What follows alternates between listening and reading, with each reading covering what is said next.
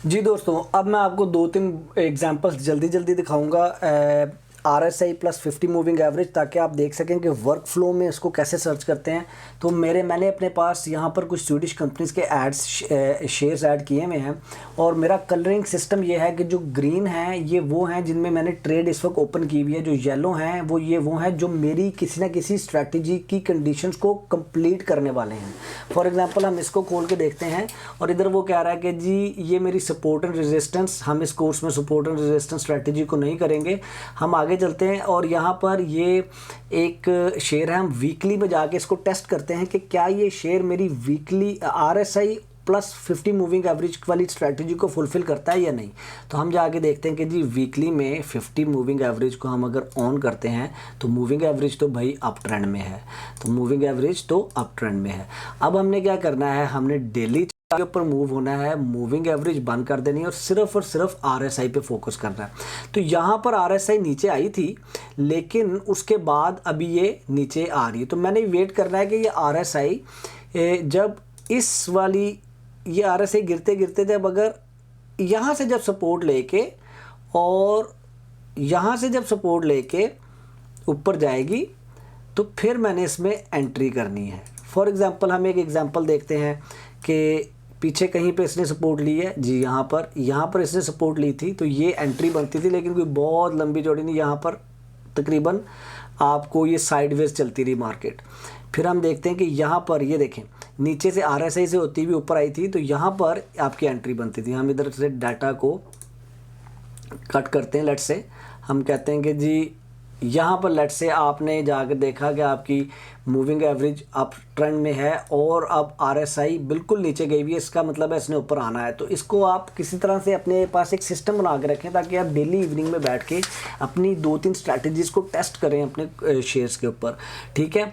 अब आप देखते हैं कि जी अच्छा अगले दिन क्या हुआ, RSI थोड़ी सी 40 के करीब आ रही है। हम किस पे फोकस कर रहे हैं, RSI पे इस वक्त, ठीक है। RSI अगले दिन बिल्कुल 40 से ऊपर चली गई, तो अब आप क्या करेंगे कि इस दिन बैठ के आप यहाँ पर इसमें बाय ऑर्डर लगा देंगे, ठीक है। जैसे मैं आपको बता रहा था कि अब ये कौन सा शेयर है जी, बी लियर रेफ, तो हम इसका कोड क्या है, BEIJ, तो हम यहाँ पर सर्च करेंगे BEIJ, और ये हमारे पास शेयर खुल गया। अब हम क्योंकि अभी पिछले डाटा में इस वक्त प्ले कर रहे हैं, तो हम एक रियल ऑर्डर तो नहीं प्लेस कर पाएंगे था, लेकिन अब ये देखें कि यहाँ पर इस वाली कैंडल पे जब मैं कर्सर लेके जाता हूँ तो यहाँ पे कहता है कि जी ओपनिंग इसकी 85 पे है और क्लोज कहाँ पर हुआ है, 90 के ऊपर। तो मैंने 90 प्लस 50 सेंट के ऊपर या 91 के ऊपर अपना ऑर्डर लगा देना मार्केट में। तो मैं कहता हूँ जी हाइट ऑफ द कैंडल क्या थी, हाइट ऑफ द कैंडल 90 थी, और लो ऑफ द कैंडल क्या थी जी, लो देखें उधर क्या लिखा हुआ है, लो में लो ऑफ द कैंडल थी जी 84.8। तो हम यहाँ ये देखें मैं इन नंबर्स को देखता हूँ, जब मैं कैंडल इसमें L के आगे क्या लिखा हुआ है, 84.8, तो यहाँ पर जाके लो ऑफ द कैंडल 84.8 कर देता हूँ, और मैं कहता हूँ कि इस ट्रेड में मैं 500 क्राउन से ज़्यादा लूज़ करने के लिए रेडी नहीं हूँ, ठीक है। तो यहाँ पर height, low of the candle, और ये मुझे माइनस में क्यों दिखा रहा है,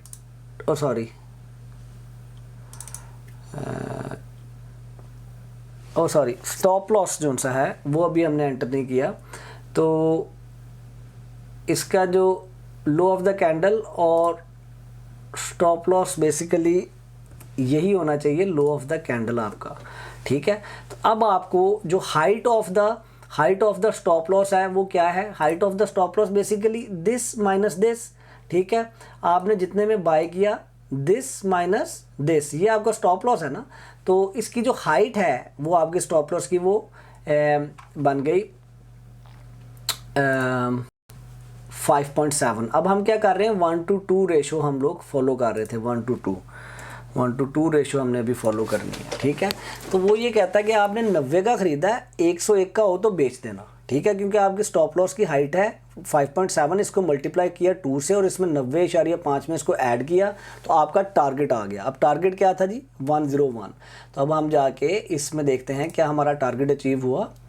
हमने, ये हमारा स्टॉप लॉस है ये हमारा स्टॉप लॉस है, ठीक है, ये हमारी एंट्री है थोड़ा सा इससे ऊपर, ठीक है, और हमारा टारगेट क्या दिखा रहा है कैलकुलेटर, हमारा टारगेट दिखा रहा है 101.9, तो हमारा टारगेट आएगा, ये हम एक यहाँ पर लाइन लगा देंगे 101.9, तकरीबन 101.9 ये ले, ठीक है। अब देखते हैं मार्केट को आगे चला के क्या हुआ, गई ऊपर नीचे आई, फिर ऊपर गई, फिर नीचे आई।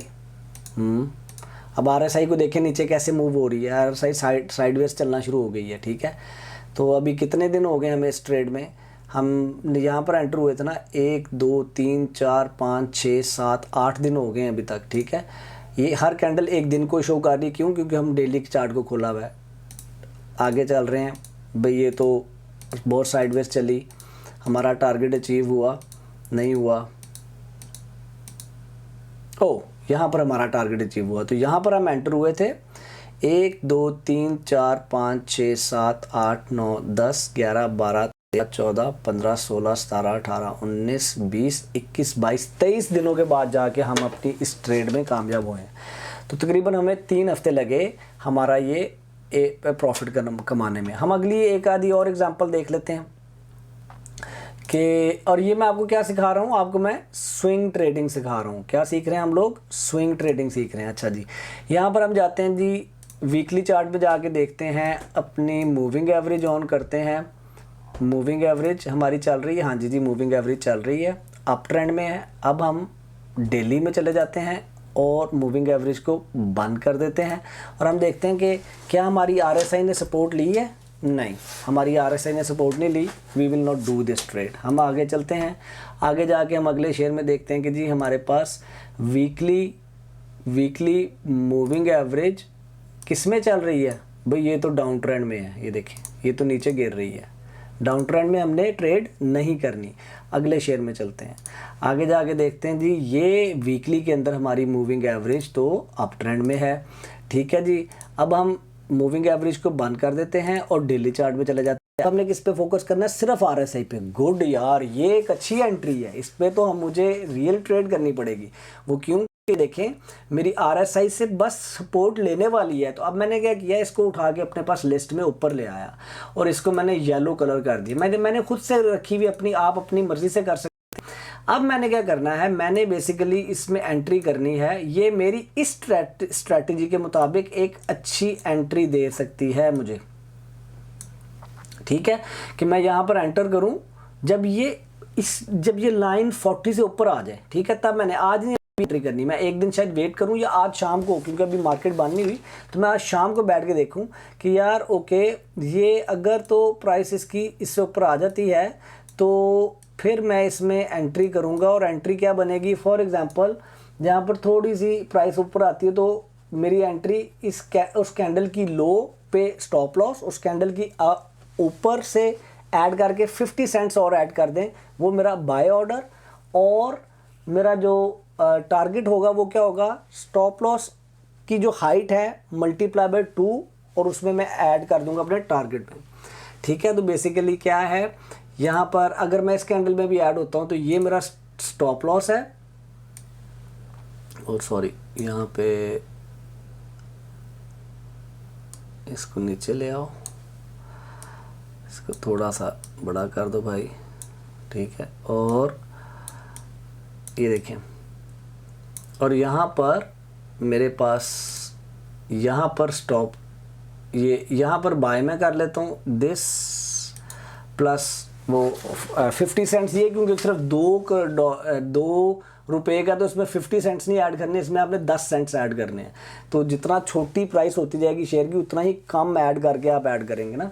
अच्छा, और उसके बाद आप का टारगेट माइट भी आपके जो स्टॉप लॉस और आपकी जो एंट्री प्राइस की जो गैप है मल्टीप्लाई बाय 2, यहाँ पर जाके कहीं पे आपका टारगेट होगा, तो आप इसको बड़ा इजीली अचीव कर सकते हैं। अच्छा, हम आगे चलते हैं, एक मैं और आपको बड़ा क्विकली एग्जांपल दिखा दूं ताकि आपको ये वाली जो मैं स्ट्रैटेजी बता रहा हूँ थोड़ी सी याद हो जाए कि आपने इसका रूटीन क्या है। आपने जाके देखना है, अच्छा जी मेरी मूविंग एवरेज डाउन ट्रेंड में है, साइडवेज में चल रही है, अप ट्रेंड में इधर थी, इधर से अप ट्रेंड में आई, ठीक है, और अब ये कहाँ चल रही है, साइडवेज में चल रही है।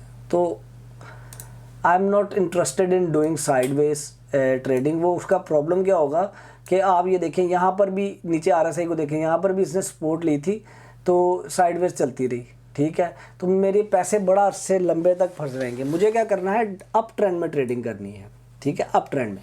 نہیں یار یہ ایگزامپلس تھیں آر ایس آئی اور 50 موونگ ایوریج کی. اب میں اگلی آپ کو اسٹریٹجی بتاتا ہوں جو کہ اس سے تھوڑی سی اور زیادہ کنفرمیشن آپ کو دیتی ہے, اس پہ چلتے ہیں.